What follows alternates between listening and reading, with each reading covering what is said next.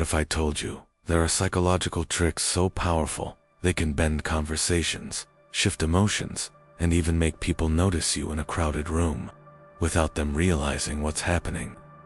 These aren't the flashy gimmicks you've seen floating around YouTube. They're subtle, science-backed techniques that most people overlook, and once you know them, it's almost unfair. But be warned, misusing them can ruin trust, damage relationships, and backfire in ways you'll regret. The name advantage. Picture yourself in a noisy room filled with voices competing for attention. You could wave your arms, you could shout, or you could do something far more effective. Say someone's name. The moment a person hears their own name, the brain lights up and locks in. It's personal, it's direct. It's like you've cut through all the static and spoken right into their mind. That tiny adjustment, calling out a name instead of just saying hey, instantly creates a stronger connection. The echo effect. But grabbing attention isn't enough. You need to hold it. One of the easiest ways is reflective listening. Instead of rushing to reply, you reframe what they just said in your own words. Someone says, "I'm stressed about this new project," and you respond with, "So it feels overwhelming because of all the pressure, right?" Suddenly, they feel understood. This isn't just conversation, it's validation. And once people feel truly heard, they naturally open up more. Reward loops. Here's where it gets even more manipulative. Humans are wired to repeat behavior that gets rewarded. If a colleague steps in to help you and you immediately say, "Thanks, that really made a difference," you've just created a reinforcement loop. They don't even realize it, but you've nudged them toward doing it again. Praise is cheap. Influence is priceless. Mirroring the mind. And then there's the silent connection, mirroring. Cross your arms, lean forward, tilt your head. If the other person does the same, you feel in sync. But here's the trick, you can flip it. Subtly copy their posture, and their subconscious starts to think, "We're alike." That's rapport, without a single extra word.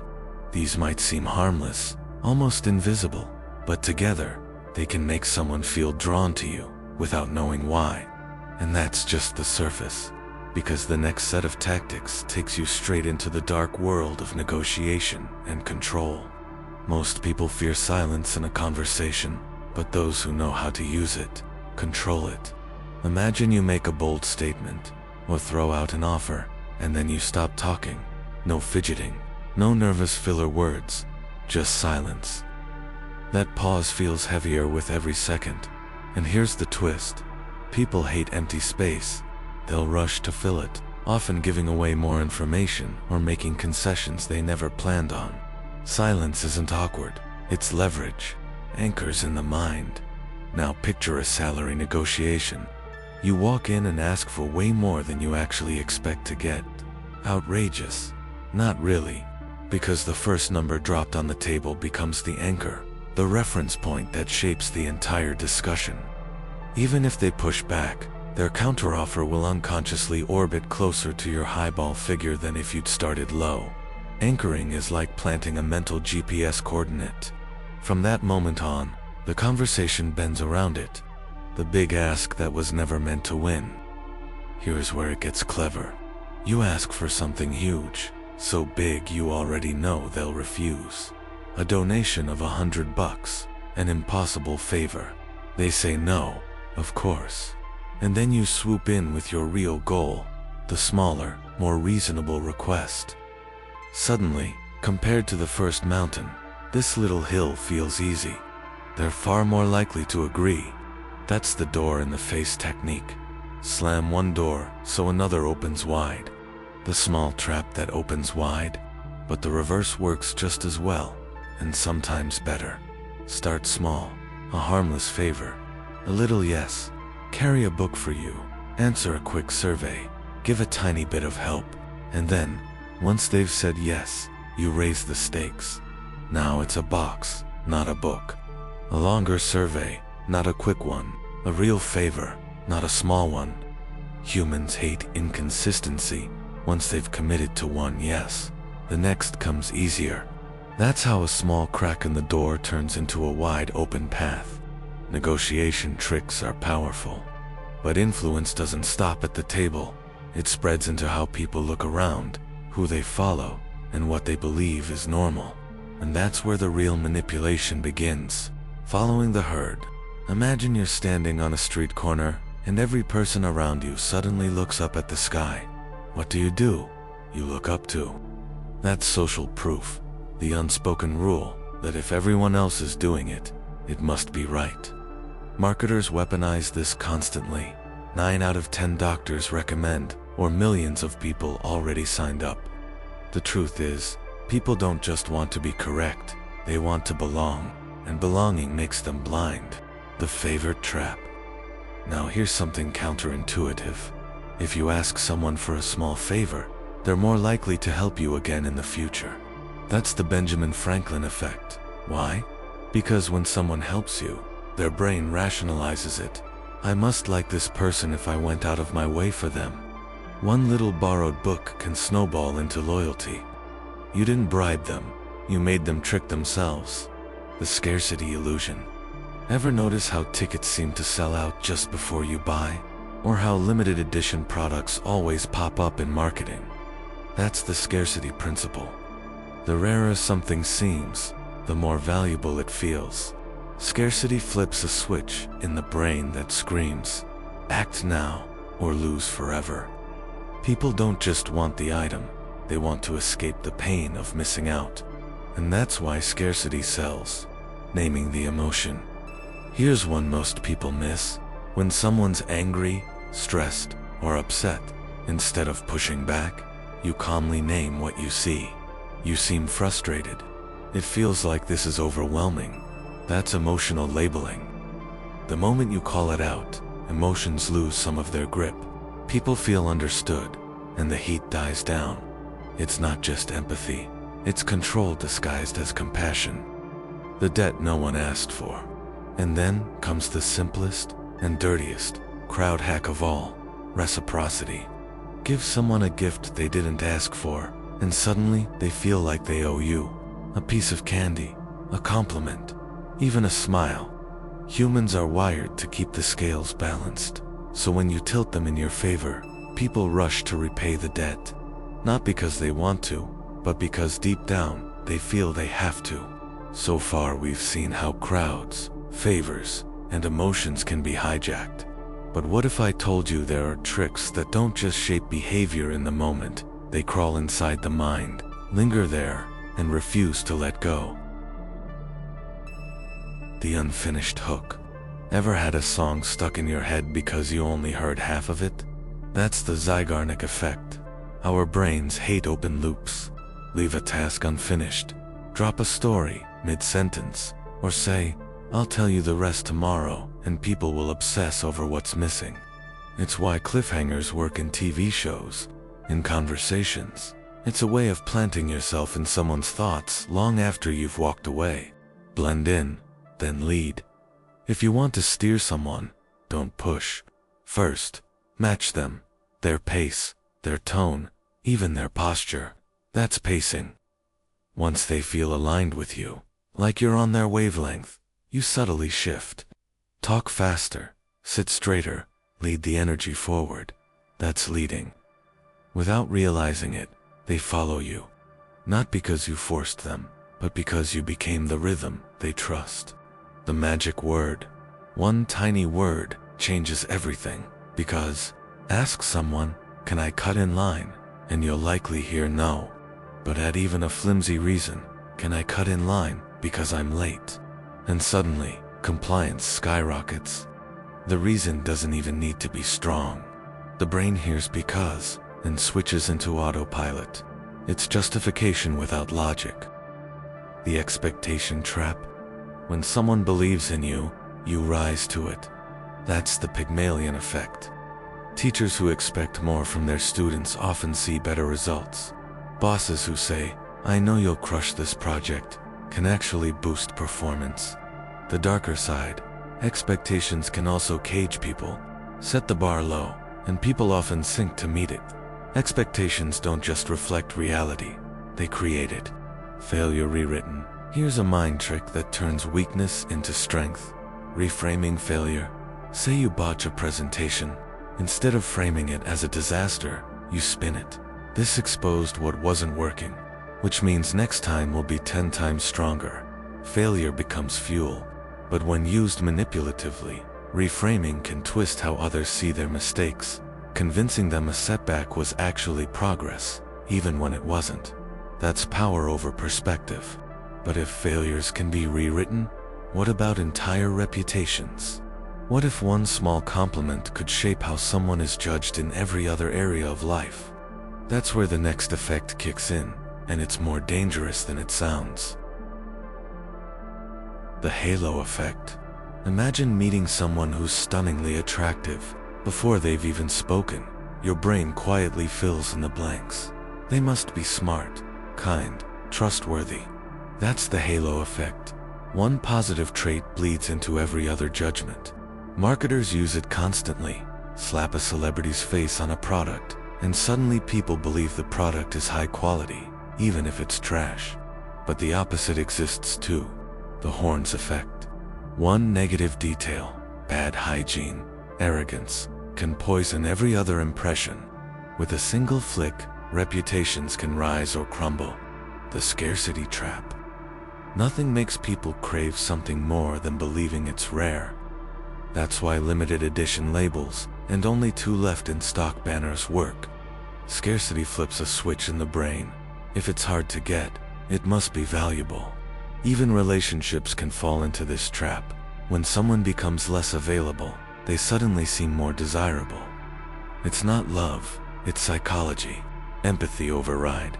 Humans are wired for connection. If you want someone to like you, make them feel understood. It's not about sympathy, it's mirroring emotions. Phrases like, "I get it, that must have been tough," disarm defenses. In conflicts, showing empathy can make enemies soften, but it's a double-edged sword. Manipulators use empathy like a weapon, pretending to care, only to lower your guard before striking. The contrast illusion. Perception is relative. Show someone a $1,000 watch, and then a $200 one, and suddenly, the second feels cheap. Even though $200 is still a lot of money. This is the contrast effect. Real estate agents use it when showing a rundown house first, so the next property looks like a palace. The trick isn't in the object, it's in what you compare it to. The IKEA effect. Here's the sneakiest one. People value things more if they helped build them. IKEA figured this out by selling furniture you assemble yourself. You do the work, and suddenly that flimsy bookshelf feels priceless. The same goes for relationships, projects, even companies. If someone invests effort into something, they'll defend it, even if it's flawed. It's not logic, it's pride. But what if you could bend reality even further? Not just shaping how people see you, but how they choose without even realizing their freedom was an illusion. That's where the darkest tricks live, the choice benders. The decoy effect. Imagine you're choosing between 2 subscription plans. One cheap but limited, the other expensive but premium. Hard choice, right? Now add a third, decoy plan, expensive but slightly worse than the premium option.